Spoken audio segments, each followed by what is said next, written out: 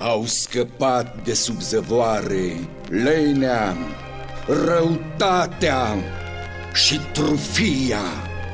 Or să meargă în lume și or să cuprindă minți neștiutoare, prea nevinovate și prea slabe încă să le stea împotrivă. Avem puterea de a trece peste tot răul ce se petrece. Nimeni nu ne înțelege, cam toată lumea ar vrea să ne lege în zale.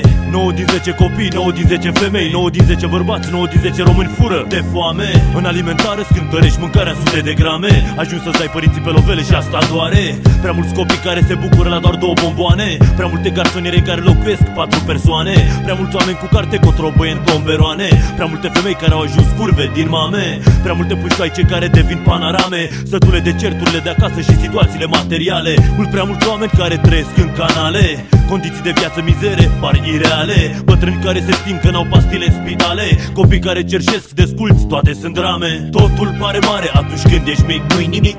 Totul pare de neatins. Nu te lăsa învins, vorbesc de pace și arată armele. Cum pula mea când toți trebuia să fim egal din naștere. Totul pare mare atunci când ești mic, nu-i nimic. Totul pare de neatins. Nu te lăsa învins, vorbesc de pace și arată armele. Cum pula mea când toți trebuia să fim egal din naștere. Ai grijă de viață, vulturi planează în ceață. O ființă întinde o mână, cealaltă poate fi hoață. În dobândă șarpele ascuns stă la pândă. De-un fir de ață atârnă totul într-o secundă. Lei devin pradă, femei din grămadă pe una o vrei. Rămas fără iubirea ei, te apuci să bei. Privind în pahar, aștepți să vină un zar. Un prieten rar trece, tu nu-l observi măcar. Ai trudit visând ani de zile, copile, să obții ce altuia într-o zi pe pile.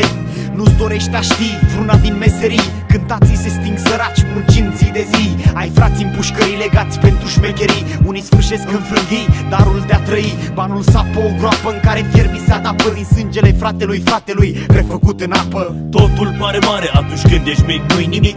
Totul pare de neatins. Nu te lăsa învins, vorbesc de pace și arată armele. Cum pula mea când toți trebuia să fim egal din naștere. Totul pare mare atunci când ești mic, nu-i nimic. Totul pare de neatins. Nu te lăsa învins, vorbesc de pace și arată armele. Cum pula mea când toți trebuia să fim egal din naștere. Așteptați înțelepciunea, numai ea poate brațul slab să-l întărească. Ea poate supune patimile cele rele. Numai ea poate aduce inimilor bucurii.